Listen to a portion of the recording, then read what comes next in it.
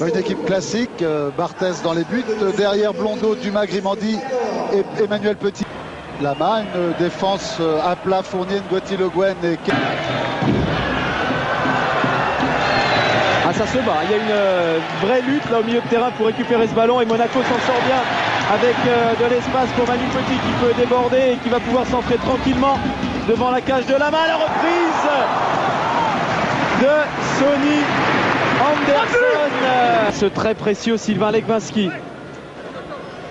Collins, Legwinski encore, qui donne une solution et qu'en trouve une autre avec Anderson.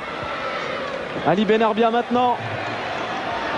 Fin de première mi-temps à l'avantage des Monégasques. Benarbia qui voit Anderson, qui peut frapper, l'arrêt fabuleux de Bernard Lama.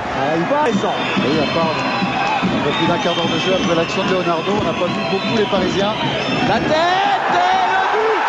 Et là voilà ce but, ce danger qui arrivait, qui se resserrait. Et c'est Sylvain Legwinski qui a ouvert le score, qui a marqué son 4e but du championnat et qui a trompé Bernard Lama. Un Sylvain Legwinski dont je vous pensais tout à l'heure les mérites dans le jeu aérien, surtout ses coups de pied arrêtés. Ce joueur qui est d'un précieux énorme au sein de l'AS Monaco et qui décante la situation après un peu plus d'une heure de jeu. Pouget dans la surface de réparation.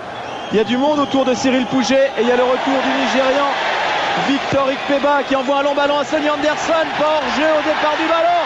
Sonny Anderson peut-être face à Lama, mais il y a le retour d'Ngoti Anderson. Eh oui, on disait que ces ballons de compte, c'était ce qu'affectionnaient les lévriers monégasques. Anderson qui offre ce 2e but à l'AS Monaco grâce à Victor Ikpeba. Et c'est pour Anderson le meilleur buteur monégasque. Son 12e but de la saison, son 6e à domicile. Paris est KO. Christophe, complètement KO, le banc parisien. Bien sûr, on a exulté du côté monégasque, mais l'abattement, ils sont complètement au fond du banc, c'est bien normal. Le 2e but, là, les crucifie complètement. Et quand on sait que les monégasques, sur 7 secondes sur le premier but monégasque, où la moindre petite faute, ça s'est tout de suite retourné. Il n'y a pas de hors-jeu, c'est parti dans le dos des défenseurs. Jérôme Leroy dans la surface qui s'ancre et l'arrêt de Fabien Barthez. J'ai stoppé dans son élan par Franck Dumas. Blondeau maintenant, Benarbia avec Ikpeba qui remet Ali Benarbia de l'autre côté, c'est bien fait, il y a Thierry Henry face à Bernard Lama, la sortie de Bernard Lama, ça s'est joué à quelques centimètres. Avec Paul Le Guen qui prolonge jusqu'à Leonardo, stoppé par Patrick Blondeau, ce ballon est toujours en jeu. Blondeau avec Victor Ikpeba, conserve ce ballon le Nigérian, Victor Ikpeba joue une 2, c'est bien fait avec Sylvain Legwinski, Ikpeba passe à la main, oh la frappe de Victor Ikpeba qui s'écrase sur la barre transversale, c'est pas terminé.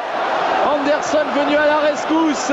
Quand même avec Cyril Pouget et Julio César Deli Valdez qui frappe mais qui est stoppé par Petit, ça ne fait même pas un corner.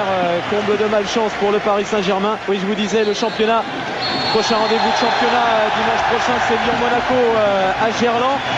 Vous pouvez suivre également sur kiosque, mais également en ce qui concerne le football et la 2e division à partir de demain. Rendez-vous hebdomadaire tous les lundis.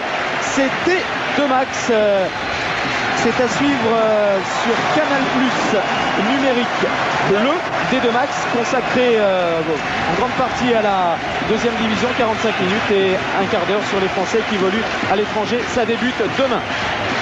C'est sur Canal Plus numérique jaune, sur Canal Plus numérique bleu. C'est le 2e match décalé que l'on vous propose désormais sur Canal Plus. Aujourd'hui, vous avez peut-être pu suivre Caen-Auxerre sur Canal Plus numérique bleu. Et bien la prochaine fois, dimanche prochain, ce sera Bastia-Strasbourg. 2 matchs décalés donc. Pour encore plus de spectacles sur vos écrans de télévision, vous êtes déjà 200 000 à vous être équipés du numérique. Et aujourd'hui, on a vu du spectacle en principauté avec cette victoire monégasque 2-0 sur le Paris Saint-Germain. Et peut-être d'ores et déjà la sentence dans ce championnat édition 96-97. Possible. Effectivement, il y a maintenant 7 points d'écart entre Monaco et le PSG.